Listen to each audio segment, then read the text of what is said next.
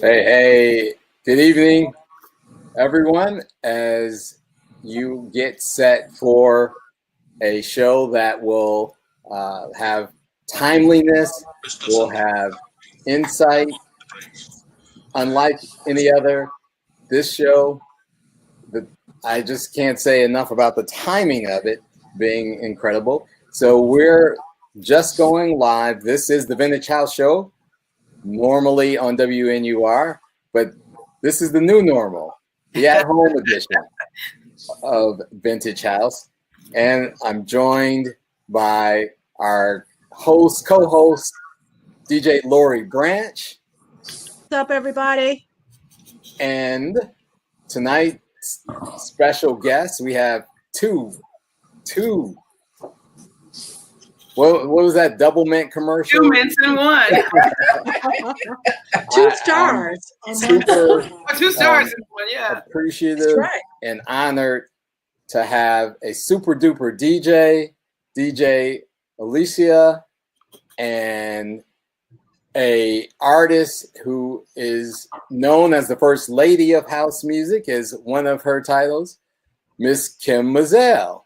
DJ Alicia and Kym, good morning. Thank you guys for being here. Thank you for having me. Thank you for having us. Yes. DJ Alicia, are you frozen a little bit, or are you posing for us? It looks like a pose or a froze. I can't figure it out. Yeah, it does look a little frozen, yeah.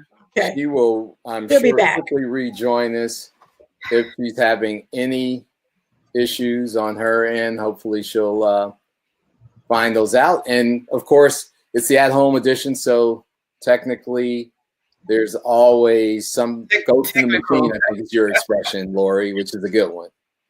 So we'll have DJ Alicia join us back momentarily. And at-home stuff happened. Yes. That's why we're at home.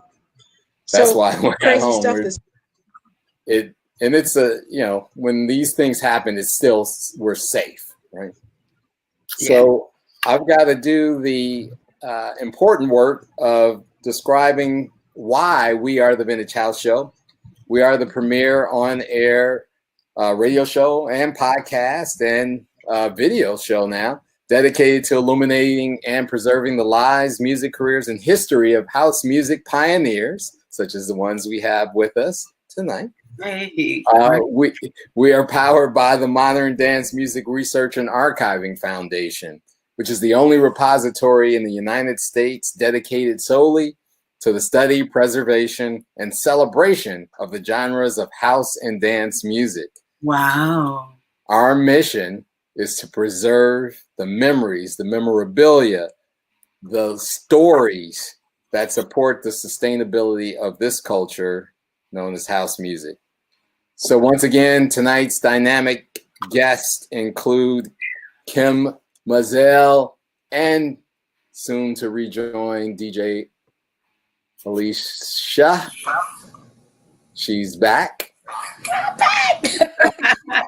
Welcome back. Hey, everybody. I had technical difficulties, but I'm back now. Now we lost another one. How did we just lose Lori now? I know, right? I was like, okay, and there we go. So Lori will rejoin us, I'm sure, in a moment as well. Got the technical stuff happening. I know, right? Yeah, a lot of ghosts in the machine tonight. But what's amazing is that from across the pond, we have Kym Mazelle. Kym, how are you this morning? This morning, babe, I had to take a nap to be here with you, especially. So I got up like 2:30 this morning, or just after 2, to be prepared, prepare myself. I went to sleep about 10 just to have that nap. Doing quite a lot online, thank God, even during the lockdown, but the hours, it's crazy. It's like, okay, go take another nap, get back up again. So it's good. It's good that we can get information out through this vehicle and we're not locked in silence. We're absolutely breaking barriers and keeping the story going. And that's, again, our mission. How about you, DJ? Same thing from you. had to kind of switch gears. At the beginning, I was trying to hold out because I thought we were going to get everything rectified in a short period of time. But after a few weeks, I started to see that we needed to take a different direction. So I started an internet show on Saturday nights where I play music. Myself and DJ Box, we teamed up and we got a great show going. And I do a marathon as well. I teamed up with 9 DJs. So we do a 1 month, every month. We do what's called the Vortex Marathon. So that kind of keeps us busy and keeps me engaged in music and the people. I've seen the Vortex Marathon. So you both are clearly working hard to adapt. Yes. Do you believe that the adoption is working? It's working for you in your mission? I think it's working to the best of the ability, for the people to pull into certain places. Because, it's coming off of a system we've been working for forever. So we were sort of in the cusp of crossing over to a lot of things online with having Facebook and Twitter and Instagram, and this kind of rushed it along because a lot of people just had to go, as DJ Alicia was saying, you got to realize the reality. Hold on, I'm going to have to do this another way and sort of sort out things, or little things that you had set up, press it a bit more than like how you left it and went on out to your tour, or you went on out to tend other things. You're tending your Facebook page more, or your podcast more, and making it the main hub now. It is. Club in your living room with Kym Mazelle and DJ Alicia. So there's a moth on a dead moth. As they say, this is live, and those things happen, and we are. I've got that light on. It's like get them. They are very much attracted to the light. Step into the light. What was that movie? Poltergeist, I think. Well, let's go away from that. But away from the light. But the moth was like. I saw him appearing as we went on live. I was like, okay, that little fella's going to give me a little bit of trouble, but that's okay. Since it's live, we'll just add it as a little extra entertainment. That's right. That was an uninvited guest to the show. We don't want any more people bombing. The window's open, though. And a little note for you guys in America. In the UK, and it's the craziest thing, our windows don't have screens. Not at all, huh? Not at all. So when your window is open, it's open. So I'm going to come back to that, park that for a minute, and I want to ask DJ Alicia, are you going into any venues, or are you doing everything from your home? I've gone into a couple of venues, but the venues that I go into, there's no audience. Like I did Les Nocturnes, and it was Carol there and the studio producers and that kind of thing. But no, but I did just come from Detroit, and we did an event there. Bruce Bailey in Detroit had me come down there, and they got a baseball field. So the people were socially distanced in the baseball field. It was amazing. It was amazing. Kind of dope, huh? Yeah, the DJs were off to the side, and everybody had their blankets, and their own cluster of friends or family, whatever. It was open bar. It was amazing. Nice. Interesting. Right? So it was really nice. The innovation continues, and it's great that you are able to be a part of it. And Lori Branch, our co-host, has joined us back again. Welcome back. Thank you. Ghost in the machine again. Sorry about that. Yeah, me too. Just tapped me out, but I'm back. Yeah, it was weird. Our Facebook live stream had a little ghost as well, but we're in full effect now. From everyone across the country to across the pond, they're tuned in with us on the Vintage House Facebook page and on YouTube and on Twitch. So we are happy that you all are with us for what, again, I'm incredibly excited, as I'm sure you are, Lori, to have these two essential contributors to house music. Yeah. I'm excited, Kevin, for a couple of reasons. Okay, let's just call it what it is. And maybe I missed this the first 5 minutes, but come on, people. Come on, Black women. What's up? Have you ever felt more proud? Oh, yeah. Come on. I walked out of my house. I was like, I'm just feeling myself. What's up? What's up, everybody? I was like that today. No matter what happens, we have won. No matter what happens. That's right. We already won. That is absolutely. We in that stratosphere. What's up? Yes, it's true. It's true. How you guys feeling about how you feeling about Kamala? So you see how I feel.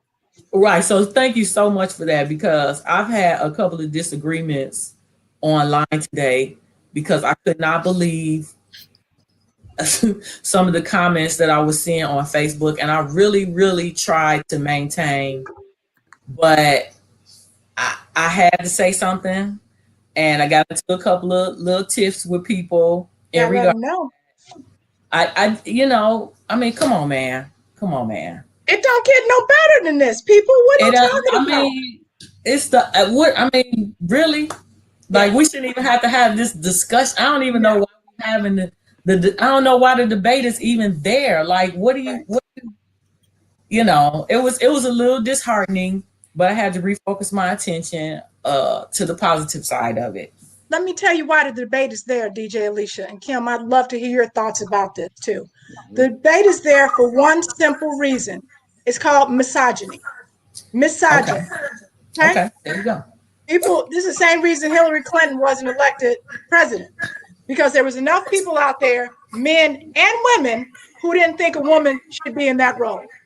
And this is very befitting for the music industry, because we see the same kind of misogyny happening exactly where we are. Which is why it's ultra important to have, this should be the regular flow of the show, and we have an opportunity to make a difference. And while we tell stories, it's important to do that here on the Vintage House Show, but it's also an opportunity to make an impact and to impress upon our audience and those who may view us later on, right? That we are all valuable in the contributions that we make. I live in a house with all women, including my. Lucky you. I don't know about that. I do too. The only boy in my house is one cat out of like 6 entities. Yep. So he gets a hard time. And so we, again, I honor and respect all of you, certainly the women in my home, and the contributions. I look at your talents, your creativity, your beauty, all that is encompassed in that, and it warms my heart. And again, I'm honored to be the guy in the room tonight. But I too am trying to represent a little bit in celebration of what's happening. I got my Howard University cap on. I did not attend. I'm not an alum, but I have been to many a homecoming at Howard, which is where I picked this up. Okay. So with that, I wanted to ensure that for those who don't know, Kym, can you tell us a little bit about your start in house music or music in general? Because I know your roots are not in house music, and it's important to note that you are a Midwesterner. Yeah. Living in the UK. Yeah, I am a Midwesterner originally from Gary, Indiana. I grew up on the same block as Steeltown Records, which was a label for the Jacksons. I well, in a way, I did start in house, but I went to university. I went to Columbia and studied arts and entertainment media management because I wanted to, and entertainment law. I wanted to learn how to read a contract. That was my main kind of thing. And also my mother said, you cannot sing unless you go to college. Now, did you go to Columbia in Chicago? I went to Mundelein first. Yeah. Okay. University up near me. And I ended up at Columbia. Yeah, that's how that happened. Look, I'm a graduate of Columbia College, 1988. The Arts, Entertainment, Media Management program. That was the bomb. Great program. Yes. We had all the heavy hitters in the industry at our disposal to learn. Right. It was amazing. It was like all my spirit animals all around me. I'm like, why didn't I discover this earlier? Linda Mintz was like one of my teachers for law. Yes. Chuck Suber, who had at the time. I did every internship that came up on that internship board. So therefore, I ended up doing an intern at Dee Jay International. I did an intern at Jam Productions. Jam Productions was a big production company in Chicago. I worked for them too. For the audience, in case y'all don't know, it was a big promotion company that promoted like a lot of the big concerts. I did like a radio station with Steve Dahl. Can you imagine? Steve Dahl, Disco Sucks, Steve Dahl. I was his like assistant. Where didn't I work? Rachel, Screaming Rachel had a club. I was like trying to get as much information in before I went into the industry because of so many of the women before me who may have not have had a choice and signed things and ended up being owned by the company or their properties owned for forever. And to say it happens anyway eventually, but it doesn't start that way. You can make some prevention things and have enough information to even like sort of control your what you sign or have a knowledge of it, what you're signing, because a lot of times the record industry will appoint a lawyer to you, which is their own, which is, already the deck stacked. Soon as you're like, what's this? And it's like a book. So, you have to kind of navigate yourself in Columbia College, which I see. I have a sister from Columbia. Was a really great place to go. Everything. And it was a smaller campus than it is now in Chicago. So we had maybe 2-3 buildings then. They've got about 9 now, although we're in COVID. So universities are online. I don't know what's happening like there now, but okay. So then I started my own label. How I got. What's the name of the label? The name of the label was called Police Records. This was started in '85 with 2 partners, Dwayne Powell and Donnie Johnson. And that's why I put my first single on, Taste My Love, which was Calling Card. We pressed 2,000 copies. And amazing.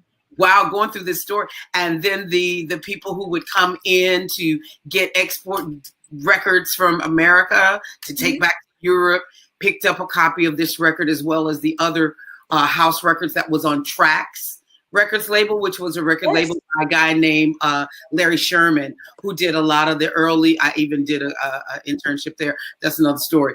But he had like a lot of the artists like Marshall Jefferson's "Move Your Body," Donnie, Don, Daryl Pandy, "Love Can't Turn Around," Farley, Jack Master Funk, and all the early people. So I saw that happening. Put a small label together. Put 2,000 copies together. It got picked up by DJs that came across the water, started being played. That's how that started. So wow, look at that. There's a bit of it. Oh yeah, that's the record, Taste My Love. That was the Police Records, House to House. Even House to House, I came up with the name for that. That's amazing. Jam. Yep, the whole design of it, because I was learning at Columbia. So just kind of put that together, and that was the first record that kicked things off. It got brought over to the UK, unbeknownst to me. Was being played on what they had here called pirate radio. Yeah, one radio station that controlled the airwaves. There was like really no other station except for the state government station. And the pirate radios were, well, we didn't know. We were just young kids, so we knew we were on the radio in Europe. It's like, girl, I'm on the radio, I'm going to go over there. But, all that mattered, right? Somebody's playing their tracks. And the people, everything starts underground anyway. Yes. But any kind of music.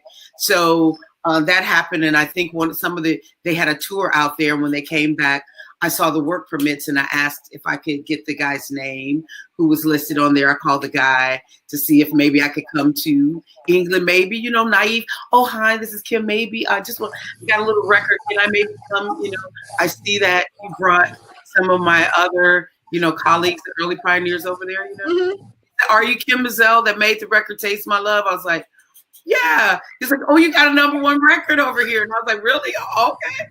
But obviously the #1 record was on the pirate. It was on the underground. But like I said, all that mattered. And it got me a ticket to the UK to do a showcase. Can I ask a question, Kevin? Kym, you said something that I've heard other people say, which is artists like you, and I heard Steve say this, I heard other people say this, sort of when house music was kicking off and Europe was embracing it in a different way than we were embracing it in the United States. Like it was popular, it was played on the airwaves, it was getting #1 in 2 spots. You guys were surprised by the acceptance of what was happening here. Hey, Kevin. Kevin playing with Steve. Yeah, I'm trying to feature your video. That's okay. So what do you think? Why do you think that it was embraced over there more than it was embraced in the United States? And I know this is a question that's been asked before, but I don't think I've ever asked you the question. And I certainly haven't heard a woman's point of view of like what was happening in Europe that wasn't happening in the United States. And how did that feel? Well, I was still in university, so I was pretty much a kid anyway. You know what I mean? I was in school. So I didn't really take it on board as what was happening. But, I kind of looked at it in similar ways because remember, I did an intern with Steve, that guy at WLS. Steve Dahl. Steve Dahl had done a movement, Disco Sucks. Oh, we all know about that. Remember, he blew up all disco records in the middle of 1979. Because talk about it a lot, Kym, because it was a defining moment. It was a defining moment where they were switching the genres of music to be played. House is the baby, as they say, of disco. Right. So when disco phased out, they weren't going to just pick up house either, because we were in 84, 83, all of it. It wasn't even a developed sound. We were still shaping it. It was like in the gay clubs in the north side of Chicago, where we would go and play it on a cassette or on a reel-to-reel. A reel-to-reel. Oh yeah. Go to Ron Hardy or different places. And it was like, it clicked, but people were watching because people would take it to New York and different places. We weren't, aware of that. And we had the Hot Mix 5 that played on local Chicago radio. So to us, it was kind of out there already, but you had to like sort of scuffle, find it, and then to find out that there was places like England playing the record kind of played to the same history of Black artists and music having to go to Europe for me to become something like sort of like the lady that wore the bananas, Josephine Baker. Josephine Baker, yeah. Josephine Baker had to go to Europe. Billie Holiday, Tina Turner, Tina Turner, to be sort of like accepted and for their music to kind of to get played. Ours didn't have. I remember, like, actually even 30 years ago or more, playing it for someone, and I didn't understand this then, but 35 years later, I do. It was good. He knew of something about it, but he said to me, "It's not ready yet. Come back in 30 years." Wow. So this was a guy whose ears industry, A&R, high level. He said, it's not ready yet. I want to 30 years later is EDM. Isn't that interesting? Yeah, we And yeah, the evolution. This was for America, this guy was talking about. Mm-hmm, I want to go to DJ and ask about your start as well, and see if there are any parallels in terms of where you played. Have you played abroad, or are you primarily domestic? Have you even targeted the international scene? Can you talk a little bit about that? So I've played domestically. I'm looking. I'm looking forward to playing abroad. I am looking forward to that. But my beginnings weren't in house music. They were actually in the Steppers arena. Oh, get it, Lord, get it. Yeah. So I know that it was funny that in the Steppers arena, they felt I was too young. I had a battle in both arenas. Wow. In the Steppers arena, they said I was too young to know what I knew or play, for crowds 15, 20 years older than me. And in the house arena, they said I wasn't organic because I, didn't get to hear Ronnie and Frankie and that kind of thing. So I had to battle, both ways. That's crazy. Yeah. I can hear that though. I can appreciate that. There's a certain purity in both of those movements. Like, trust me, I was stepping because I used to roller skate. So roller skate was like the mother of stepping, or maybe that's where I saw you that time. That's true. At Harvey Roller Rink, Lori. I was at somebody's roller rink once a week. And then I graduated to house music, so that was over. But we were stepping and roller skating. But no, I get you, because there's purists. In the Black community, you got to be kind of like part of especially that steppers crowd. They're purists, Yeah. Yes. And house people, forget it. Steppers are tough. They're tough people. They're very purists. And the thing is, like you said, music is so interwoven in our lives and lifestyles, but house really formed and took root right in the 80s, the post-disco demolition era. And so, yes, while there are purists out there, that it's a young genre for all practical purposes. And most people are coming into it with some other roots. So I've heard from you, DJ, Steppers. Kym, I think in reading a little bit and doing some research, you were performing as a reggae artist. Can you, talk a little bit about your roots and really what was the pivot? I forgot all about this. See, so much stuff. That was while I was at Columbia to put myself through school. I was like singing wherever, but that's true. I was doing, I was singing in a live reggae band with dreadlocks and everything. Oh God, what was the name of that band? To perform at the Wow Hair. Yeah. Singing Armadillo. That was the name of that place. And I worked with a group called Dalao, which was an Ethiopian, West Indian, Jamaican group. I worked with like a lot of those different groups that came there. I worked with Debbie Defire. Wow. Yeah, Donnie Johnson, Seal Johnson, Selena Johnson's father. He was somewhere on the side of that, like blues, because I was just trying to find a voice and a place where I could be in front of an audience and understand how, to do that. So I work with Barbara LaShore at the Blues Club on Hostage Street at Kingston Mines. Mm-hmm. I do come up and sing a little bit just for the nerves, because it was so weird. There was some places I wasn't brought up through the church. Okay, sorry, whatever. I know they got the whole thing. All Black singers came up singing in church. Gospel. That's not true. That's not true. I mean, I did sing a little bit, maybe from 5 or 6, but it was, I don't know. It just. That wasn't you. That's okay.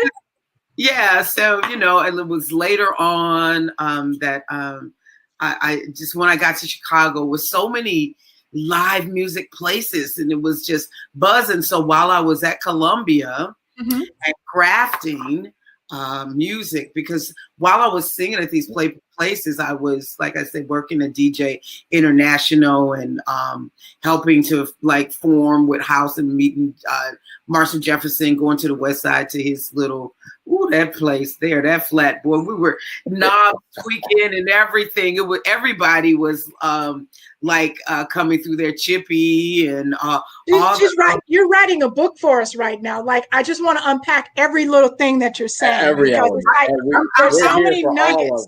What was Marshall Jefferson doing on the West Side, and what was the little thing, and who was twisting the knobs? What's going on? Girl, I can't take notes. I'm glad we're taping this. I'm just giggly piggly because as you're talking and I'm half asleep, I'm visualizing taking the bus there, the station there, getting the tape to Farley, different things. People seeing something in me, saying there's something in you here. Go to this person and try this. I even ended up singing backing vocals for REO Speedwagon with Shay Jones. Anybody know Shay Jones over there? Oh my goodness! On the road with her, she said, "You're gonna learn how to sing in front of a crowd of 60,000 people." I was like, "I am." She was like, "Yep, we're going on the road." I was like, "Okay." And she had talked them into taking me. And we were like on this tour bus in the dark, and I could put my makeup on full face in the dark to this day. That's a skill. That's a skill.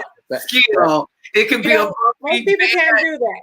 I know a lot of transgender performers do it really well, but not too many women. Like you got like these women who are like, I've done a lot of shows and they can do that makeup anywhere. I'm like, man, you got to teach me that skill because I can't do it. Yeah, well, I learned. Guess if you're on the road long enough, you'll figure it out, huh? You'll figure it out, and then when you get there, you kind of move like where it went.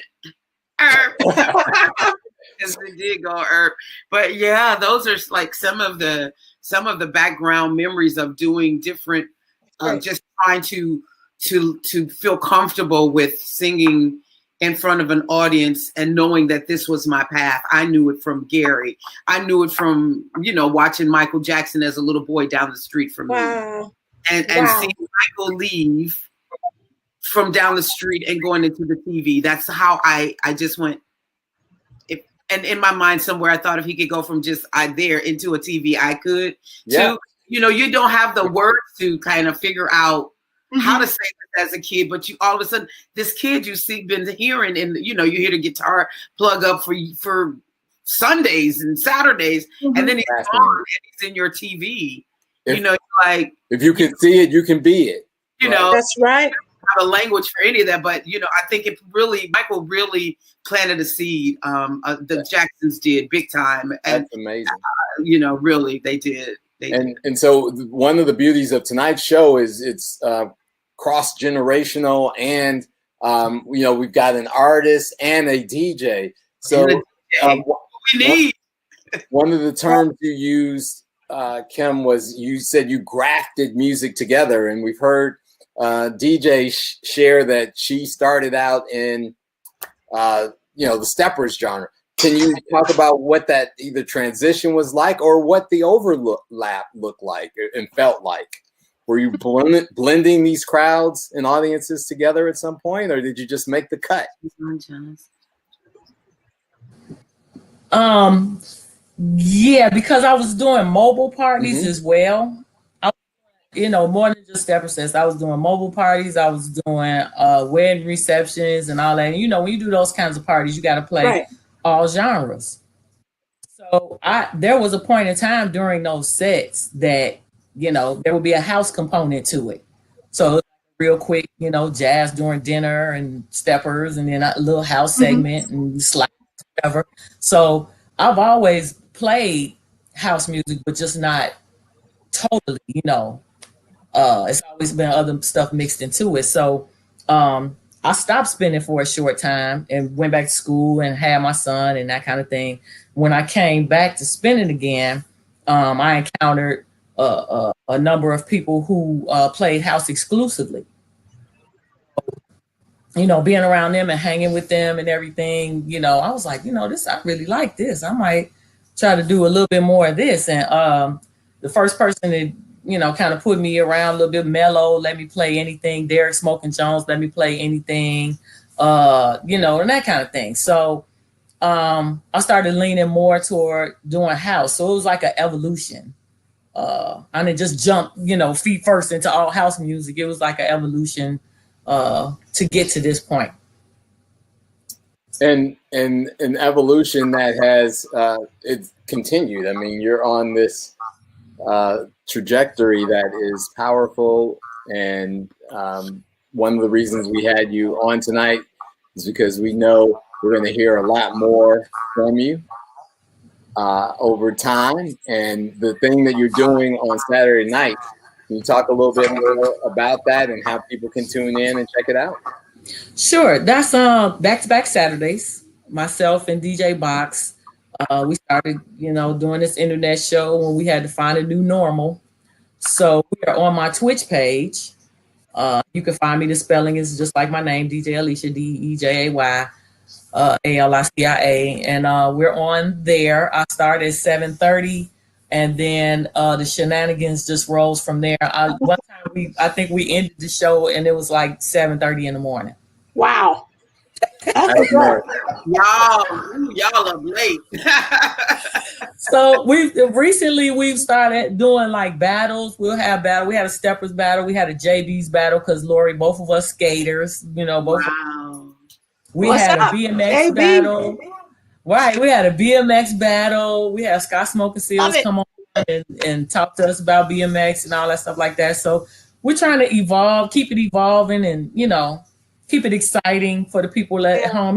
It's like we've got a regular crowd now that say like, okay, it's time for the show.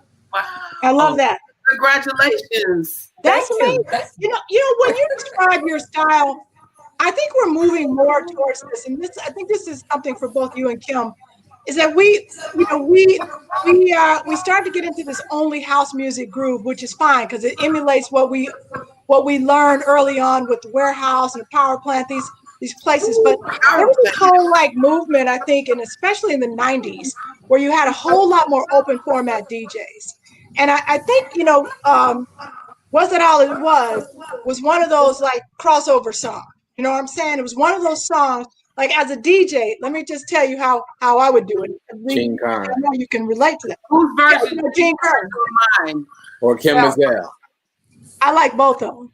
But what I'm saying is the tempo. The tempo of it is about the ability to do this crossover. And so I mentioned that because I know that's one of your tracks, but it reminds me of how you would move from a stepper set into sort of this intermediate thing into this house. And it's about tempo. It's about flow. It's about sort of combining audiences. And we don't do that as much anymore. Everything is 125 beats a minute, 123 beats a minute. And that party stays there all night, which is okay. But I do think we've lost something. And I feel like the 90s was where we had more experimentation with that. We were more open for that. I mean, what do you think, Kym? Yeah, you're absolutely correct. And that 125 BPM is crazy. I did a show like last year somewhere, and I mean, my track, I was like, who's got up my track? I was just, it's a bit, it was a bit much for me, and they just kept it there, and they took it up to 130 to where it almost slows down. They kept going so fast, I could almost do it in halftime.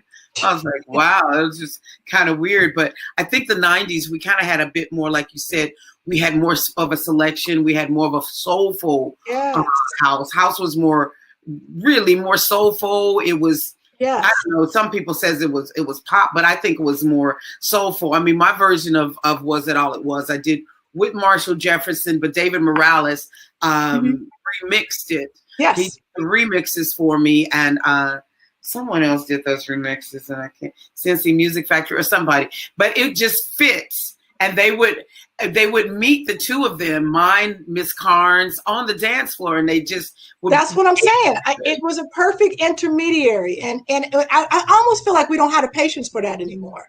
I don't know, DJ. You are, you do open format. You've done that. I mean, why are we doing that? I do, But I think that's one of the reasons why I partnered with Box. Okay. because Box is a very versatile DJ, and he takes me places.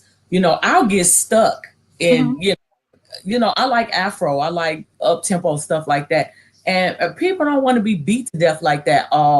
You know what I mean? You need a nice ebb and flow to it. So that's why I chose him to partner with, and we got together and everything, because Box will break it all the way down. I'll be spinning my set, and Box will come on and break it all the way down to 117. I love it. The group. you gotta have courage to do that, though. You do, and you gotta have our age. You gotta have a balance as well. You gotta have a balance as well. You know what I mean? And I think that I got stuck at that 125 point because of where I am, like where you're situated at the party. A lot of times I would open and I would, bring it up to opening. You take them on the journey. Right. You don't want to jump in there with both, at 8 o'clock for the bartenders or whatever, So it's an art to opening and alley-ooping it to the middle or the headliner or whatever. And a lot of people don't understand that. But then when my time slot changed, I think I got locked into, okay, I got to come in here and I got to, you got to hump the whole time. Right. Yeah. So it kind of took me out of that flow. So I'm really enjoying freedom of being able to do, play how I want. Will it be difficult to go back where you have a crowd in a venue or a promoter who has expectations? What do you think? No, because I feed off energy. Like when I'm playing live, I feed off the energy of the crowd. Like they tell you what's working, right? They tell you what's working and what's not working. So and I learned that when you play outside of your comfort zone, like I went to Detroit and I went in there with guns blazing, and then 15 minutes into the set, everybody was kind of just, looking, and I had to switch gears. Yes. You know what I mean? Okay, they like more of a soulful crowd. They want to, so I had to, you got to be able to do that. Reading the crowd, there's nothing like it. And certainly comments and emoticons and all those type of things help in this online virtual world, but there's nothing like the energy of the crowd, both performing, like the energy of the crowd. As a DJ or a singer, I can imagine.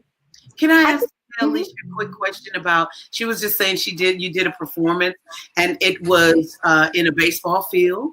Yes. Was that that was recently during the COVID?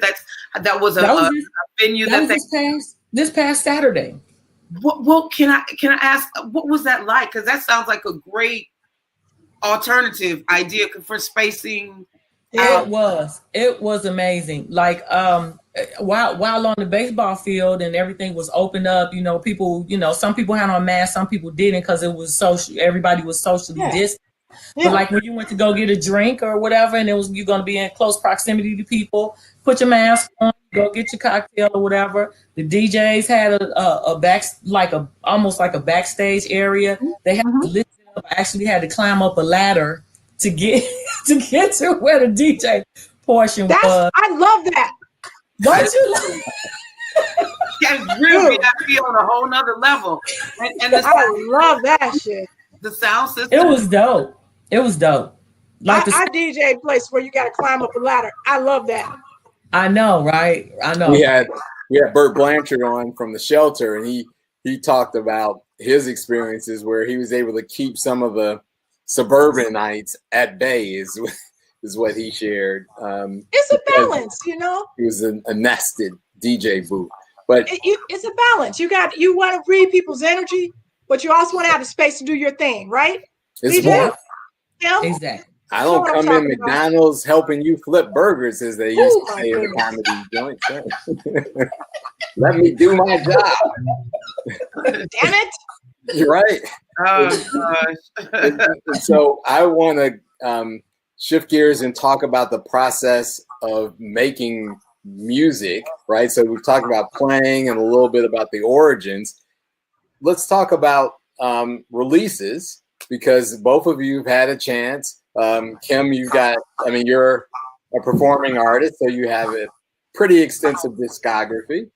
And Alicia, you have made great inroads as well with your co-collaborator, another friend of the Vintage House Show, Black Widow. So talk a little bit about, the why of making music. I mean, we know you perform because it's in your heart, but talk about, this recording process. Kym, you want to go first? Don't let Alicia go first. Let DJ Alicia go first. I always go first. You go first. The making music part was kind of an accident at first. I was doing a birthday set. Terry Hunter had me come down to the shrine to spend on my birthday, and I needed something exciting for the crowd. And the Black Widow was there. We were, sitting around drinking some wine and everything, and I was looking for some inspiration. And I said, "Man, remember that piece you did at the poetry set?" And she's, "Yeah, so you think I could record that for the performance tomorrow?" Yeah, so she did that.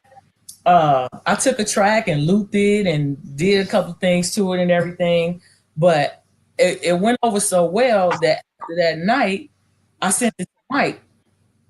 And when I sent it to him, I said, "Man, can you add some flavor to it and make it sound like your stuff does?" When I say Mike, I mean Mike Dunn. Friend of the Vintage House Show. Yeah. And I was at Reynolds, and I'm just standing there, and he gets on the microphone, and he's like, "Brand new music coming out, DJ Alicia, Black Widow," and he plays this orchestra that he put together. Wow. Love it. Nothing like, you know what I mean? When I put together like, and when he put together, like boom, boom, like, like that. But after that point, I wanted to try my hand at making some music. And, again, the Black Widow provided vocals on Groove Me and sent that to Mike. Mike did it. And as a matter of fact, I'm in the studio right now. I had to take a break. Let me swing y'all around this way. What's up? Eric, welcome. You get immaculate. What's up? Surprise! So I'm working on something right now, and I was like, "Do you mind if I do the interview from your?" That's amazing. Look, Immaculate is a hard person to catch up with. So you got to get them when you can. I know. Immaculate got hit swinging out the door, daily. So I was like, I didn't want to miss my appointment. I was like, bring my laptop. Love it. That's we good love stuff. it. This is That's fantastic. The vibe of the Vintage House Show. So for those of you who don't tune in every Wednesday night, you see what you're missing. Be with us. You never know who's going to show up. 3 a.m. in the UK. So we want an exclusive of the release on the Vintage House Show. Yeah. Immaculate and Byron Stingley did drop that fire Carla Prather song on the Vintage House Show right here. And Byron's got a new, they're putting together a new 10 City album at the moment too right now. Yeah. Yes, they are. Yeah. We're going to be wrestling for that one. It sounds real good. I said, Byron, it sounds real good. So, Kym, tell us, before you do, I've got a DJ Alicia. Yes. Somebody got a question, statement? I haven't asked my questions yet now. The Groove Me. Go for it. I got 10 minutes. You got to let me get something in. Okay. So, all right. I have, DJ Alicia was last on a show that I host, Vintage House, my show, not the Mega Show. We all in it together. But anyway, she was on the show in December of 2019 where we had a little tag team with Nikki. We had a little fun. That was a really, really, really great night. But I just had this one question. And it was something that you said that night that I feel like we didn't explore enough of. And it was about like the pros and cons of belonging to a group. And you are, when you collaborate with folks, there are pros and cons to it, obviously. You're in Ascension. Ascension is this amazing collective of DJs. I love seeing your posts. I love seeing like the travel. I'm so jealous. They're like on an island and on a boat and they're DJing and they got t-shirts. And it just was like a big t-shirts old going love. on right now. Let me see your t-shirt. That's my t-shirt. I like that t-shirt. I like Lori's t-shirt. Yes, yeah. Well, that's that's just who we are, right? But but I wanted to ask you, like, what are the pros and cons of belonging to such a big DJ group? Okay, let's go. Let's start from the beginning. I am not in Ascension. I thought you were. I am not. What the heck? So Ascension just happens to be like my bestest friends. Okay.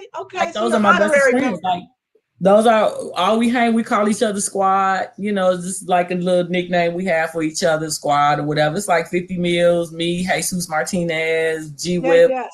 and we just like friends. We don't, you know. Okay. That the group that I am trying to collectively put together would be the Vortex DJs. Got it. Okay.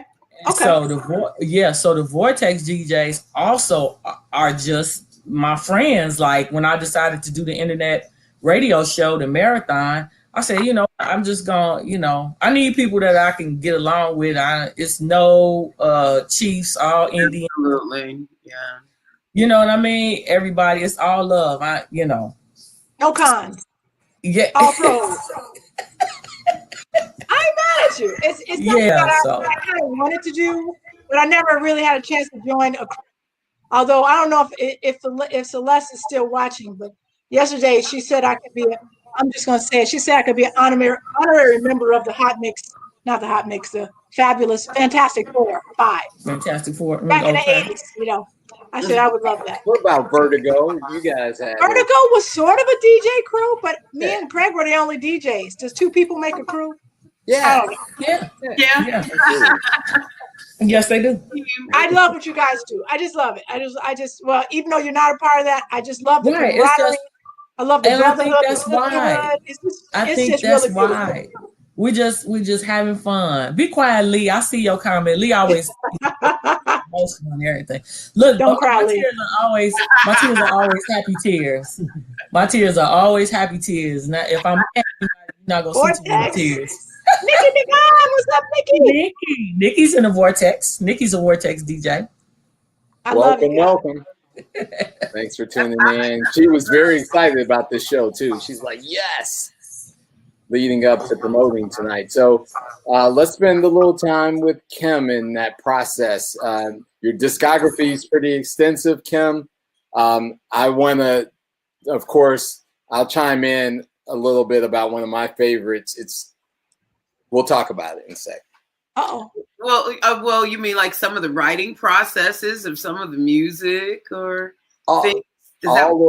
Every aspect. What is your favorite part? Are you enjoying most the performing part, the writing piece, the recording? I like all of it. It depends on the moment. You know, writing is magical and certain things happen when all of the celestial beings are lined together. And I'm saying that just to lead into how I ended up writing Missing You with Jazzy B and Soul to Soul and how that happened. I was just doing a performance in London somewhere. I think I was promoting Useless, which is a track that I did with Marshall Jefferson. And I was promoting that and finishing up a show about 3-4 o'clock in the morning. And Jazzy and Nelly Hooper were at the gig, patted me on my shoulder and said, I want you to come to the studio and blow a tune. So I was like, oh, okay, but who are you? And like, well, Soul to Soul wasn't really, they were out there in America because they had done Back to Life and this and that, but I wasn't aware. I was on my own album trip and doing my stuff. And he called me and asked me, he came to the gig and asked me to come to the studio with him. And I went with them, and it was about 4 o'clock, 4:30, we got to the studio and he started playing this track. And I was like, wow, you know, you're the sweetest. I can't sing, it's 5 o'clock in the morning here. So anyway, I was just like, okay. And I just started writing that. And that process was so magical that the music, the words, the connection, everything came together at once. I went in the studio, sang down the track one time. And this is the first time I ever did that. One time. And it kind of came off the dome. and we did some little punch in tricks, and that record came out, and it was the follow up to what Karen had done with Soul to Soul. So it was like a top 10 hit around the world, 1990, a New Decade album, and talking about having magical elements at once in a room. That night in the studio, Nelly was remixing Ghetto Heaven in one room, which was with the family Stan and Sandra St. Victor, girlfriend of mine. And in the other room, he was doing that remix for Nothing Compares to You for Sinead O'Connor, one that started off really slow. So all three of those things were going on in the studio at one time. So for me, writing can be anywhere from those type of elements coming together, or just sometimes sitting in a club and you think you hear something on from a track a DJ's playing, and you just groove it, and you go in the bathroom. I used to go in the bathroom and like get toilet paper and start writing on it. That is the trick in the tip. You know, it just be all kind of different things, to just waking up in the middle of the night with the and I still have one of these. This is, where is it? Oh, I don't know if it's here. But anyway, waking up with or pad. I used to have I used to sleep with my cassette dictaphone. Oh, one of the micro recorders, yes. For years, I just sleep with it because I would just wake up with ideas. For years, I mean, I didn't have boyfriends. I had my cassette. It had its own pillow. And so your pillow talk was really authoring, composing lyrics. Right? With cassettes, and I even have cassettes on me right now. I'm still, because I'm taking things off cassette at the moment and putting it on Wave. So I've got loads of that stuff just sitting right here. Oh, here it is. This is crazy. I love it. Nice. So one day we're going to ask for you to donate that to the Dance Music Research and Archiving Foundation. That's right. As we create museum exhibits of the history of house music. Yeah. So it's just so many processes. Like even now I'm loving Alicia, that she just sitting there in the cut, and I'm like, oh, she's in her little office room. She goes, nope, I'm in the studio right now. I got some time. And I'm in here just getting ready to put some stuff together. I love you for that. I feel that. Absolutely. Always work, the creative spirit and energy, to your point. Yeah. Always going. It's just going on. That's great. Lori? What'd you say? Oh, I thought you got. I just say you got to do it. You got to work. You know, this is a field where you have to work. So, you know, if you're trying to stay relevant to yourself and to the community that you're trying to serve, you can't let up. And that's, you know, people like Jay Alicia and Kym Mazelle, you know this all too well. Is that when you slow down, you know, the biggest disappointment is just to yourself. It's not to your fans, you know, because this is what feeds you, right? It's true, and it feeds them as well. And obviously, especially in Europe, they like the classics.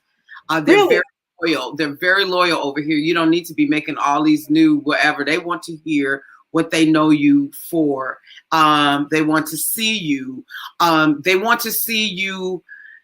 They're like so loyal. Like, say even if something happened to you and you wonder and you just looking crazy, but if you can get yourself together enough to get there, they appreciate the effort of seeing you, because you remind them of maybe the best years of their lives when they were raving somewhere. Maybe they were in Ibiza in the 90s when you were there, like in the night, because we've been going to Ibiza. I've been going to Ibiza since '89. Wow. So, you know, yeah, I lived there for like 5 years. It's like, you know, so it's people have taken the journey with you, and they want to see you. They're like, because it's you, love. And then and you stay in good shape, it helps them like relive all that stuff. You have no idea how many times I was on a dance floor, Kym, with your music, you know, here, there, everywhere. So it's a very loyal group of people. That's why a lot of artists like from America, like CeCe Peniston and Robin S., and a lot of them come over here constantly, and they want to hear that song, that one song. That's what they want to hear. So it's really, and once you build and Alicia probably can contest to this too, once you have your audience and your niche, you can keep working that it's like a boutique shop where you have your customers or your clients that you've built with me over 30 years. And they come for, different things. They want to hear the original stuff. Yeah, they want to hear something new too. And unlike right now, because of COVID and certain things, I've had the opportunity to do in my living room unreleased recordings that I've recorded over the years that the record company didn't release, or bad management just couldn't get it in the door because they would just whatever. Some of the stories I go through, and then I'll do the song. I'll play the song, do a little miming, do a little singing, and I just call it a demo series, lockdown demo series, and I get up and perform it. And now they want me to release the album of the, so it just grows, and then, I'm doing like a podcast. Yes, I must plug my podcast on Spotify, and it's called Young Hearts Run Free, which is, because I was able to record that song for the movie Romeo and Juliet, which would be my second Grammy nomination. So you guys, if you're able to tune into that podcast, it is on Spotify or Google or all these other outlets that Spotify, that podcast come on, and that's Kym Mazelle, Young Hearts Run Free. So, tune in. It's not too long because, everybody doesn't have a long attention span, especially me. So I talk about 2 parts, 10 minutes. We talk about it real hot. You can leave a message and I'll answer you the next time coming out. But I just had up image of you and some of the early releases, and I indicated I was going to share my favorite song, Love Strain, which was that's a song, baby. I wrote that. I know you did. And I think one of besides it being just a groove, right? The affinity for it has to do with when I first met you was at New Music Seminar in New York City. There was an after party or something. Love Strain had come out. I think they were working the song, and it was like a bowling alley party. And one of my buddies, Hakeem Abdal-Halak from Boston, said, "Here, come here. I want you to meet someone." And he introduced me to you. And I have this photo, but I cannot find this photo. Good. Don't shock me with it. It's totally. Wait. No, the photo is that you posed with me because I was so enamored that I had met Kym Mazelle, the performer of Love Strain. So that's my Kym story. Oh wow, Love Strain. Yeah. Oh my gosh, that song. That's so sassy. Oh my God, that song is so sassy.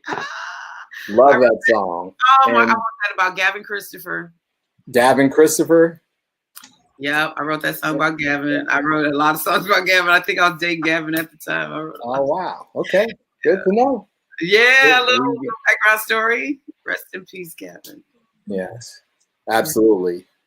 Yeah. So we are rounding out, the hour. We normally try to get it all in, to your point earlier about people having short attention spans.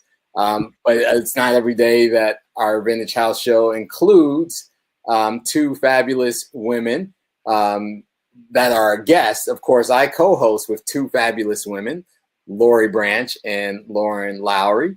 And you, Kym, are coming to us from across the pond where it is now 4 a.m. It's 4 in the morning, and I've got to do a TV show at 6. Wow! And it's live, British Breakfast live. And I'm like, I was like, I'm going to try to stay as long as I can. And well, you it's an honor to be with a female DJ as well. Two. Yeah. Okay, go back to a little story too. Early days when I, done Taste My Love and stuff, I used to go to New York to do that song and sing that song live. Me and You Used to Hold Me. Los Torres. I mean, No. Xavier Gold. Xavier Gold. Me and Xavier used to go like once a month to New York. I do Taste My Love. She used to hold me. And, you know, Xavier was an early, she was a DJ. Yeah. She is now, but I mean, early on, she was DJing and learning to DJ. And I really admired that. And I wanted to pick it up, but I was on this other trail so fast. Yeah. Have the opportunity to stop and, you know, and to do that. So you ladies, never too late. You could be a singing DJ. I could be on the ones and twos. Absolutely. And see, the thing about it was I liked vinyl. I liked the spinning of vinyl. I know that everybody's on some are just on laptops press and play, and then some are on the CDs and mixing it together. The vinyl, and that was something just I thought was really, really special. And female DJs, yeah, I honor you guys because that's not an easy gig, you know, especially grafting and getting to where you are, you know. And back in the day, we had to walk with all those boxes of records. And, yes, and it's a male-dominated industry, you know, as well as I do, that sometimes, you know, you used to get elbowed out. And even with me, with the DJ singing on the track, I'd get to some gigs and the DJ, the guy who I got the remix gig from my record wouldn't even want me to sing 2 bars on the mic at the show. I was like, you must be out your mind. Well, you know, we're about to have a black female VP, so the whole game is going to change. Okay, ladies? Oh, that used to just really upset me. I really did. I was like, I got to change the game. I know. That story's for other days, darling. I'm a sip tea on that. I feel you. So question for you. Pinky in or out with the tea in the UK? Tell us. It doesn't matter. What? There's no etiquette associated with it. No, it's not. Maybe back in 1805, but like. So I don't want it to go unnoted that we had some breaking news here on the Vintage House show that, you know, we can expect some DJ sets from Kym Mazelle, and maybe she'll team up with Lori Brand and Dee Jay Alicia. And I will promote that show. Okay, I'm just saying. I'm here for that. Look at all that that's wax a little bit of Lori has back there. Wow. Right.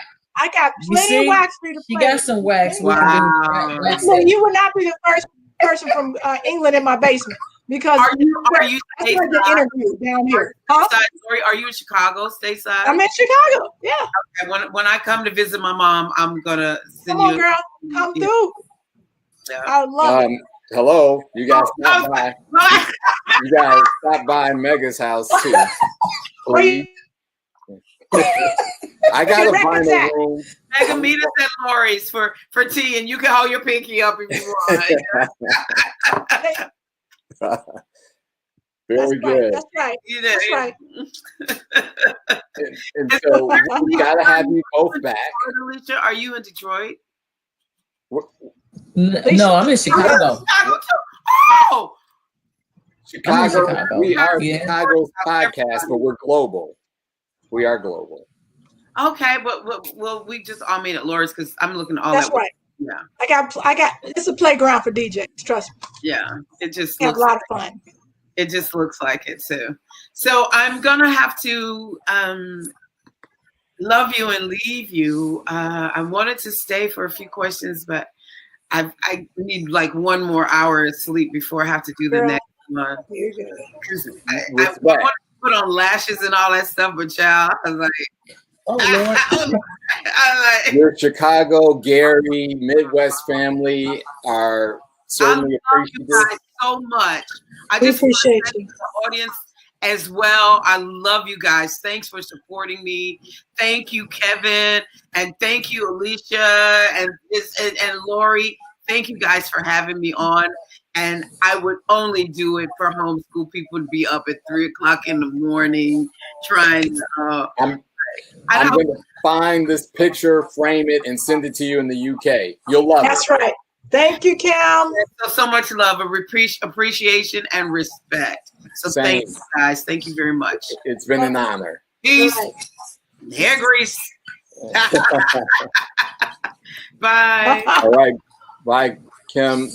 DJ, can you tell us, as we're wrapping up, where, again, we can check you out and ensure that everyone knows how to stay connected to you? So we've got back-to-back Saturdays, and that's every single Saturday on my Twitch page. What's the Twitch handle? Twitch.tv/DJ Alicia, DeeJayAlicia. All right. We've got the Vortex Marathon. We were supposed to have it tomorrow, but because of the storm, everybody's power got knocked out, and we wanted to make sure that everybody was able to tune in. So we pushed it to the 20th.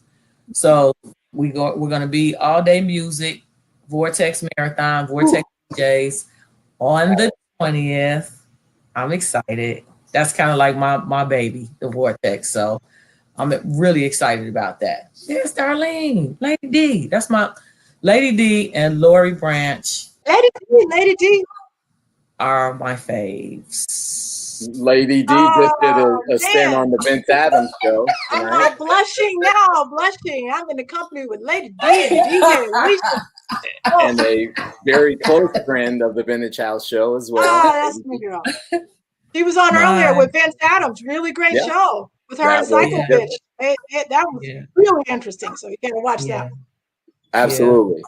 And so we want to honor and thank you, DJ Alicia, for joining us. Yes. She's a three-peater, by the way, on the Vintage House show. Lori, you've been able to get her. So Mega had to get some time in. That's right. DJ. So let me tell you, I think I've done something nobody else has done on Vintage House Radio. I actually, after I did my interview, myself and Miss Nikki, we actually interviewed Lori, and she stayed, and we interviewed Lori for like an hour. They did. I forgot about that. She did like an hour-long interview. We were shooting questions at her, like, what about this? And she stayed after the show in the hallway, and we interviewed her for an entire hour. I love that. I forgot all about it. You know, they always do really cool things. I have to, Alicia, she's the only guest that ever bought me a present. It was a Christmas show. The first time she came on, she brought me this lovely Starbucks cup with the coffee and a gift card. I was like, what? I got to have her back. Yeah. Well, that's why she's a three-peater. And Lady D, we love you back. We love you back and appreciate That's right. you. Talitha, what's up? Hey, Talitha. And so next week's show, we've got another fire show coming up. Still locking in the guests. You know, you guys as artists and guests, we got to, go through a lot to get you on, but it's always worth it. So that's this tonight. You see, I broke up my whole studio section. He's very grateful. We're very grateful. Yes. Eric, we're very grateful, Eric. Go do that spin one more time around the side. Right. Thank you for your patience, Immaculate. Look, I had to angle it so y'all could see him in the background. Right, like, why is that So I love it. I love it. All right. Doing well. Yep. Thank you, everything's going well, sir. Absolutely. Appreciate you. Always. Appreciate you. So, Laura, you want to take us out? Well, listen, I just want to say thank you, DJ Alicia. You are setting the bar so high for so many DJs in the field. Men, women, children, everybody who's coming up is going to be very lucky that they follow behind you. So I hope this is not the last time. There's going to be one more. We'll do some more stuff when the studio opens up, and we just love hanging with you, and we love you, and we just appreciate you, and thanks for coming on. Yeah. Thank you for having me, and I am following your footsteps. So whatever they're getting from me, I got from you. So don't forget that either. I'll get out of it. Blessings and respect. We are the Vintage House Show every Wednesday night. The Facebook page is Vintage House on WNUR 89.3 FM. Like us, love us, tune in next week. Till then, be safe, be well. Go Kamala Harris, Biden Harris 2020. Woohoo! Don't forget the Vintage House Podcast, wherever your podcasts are. You can download the Vintage House Podcast. VintageHouseShow.com. That's right. Peace, bye. Peace.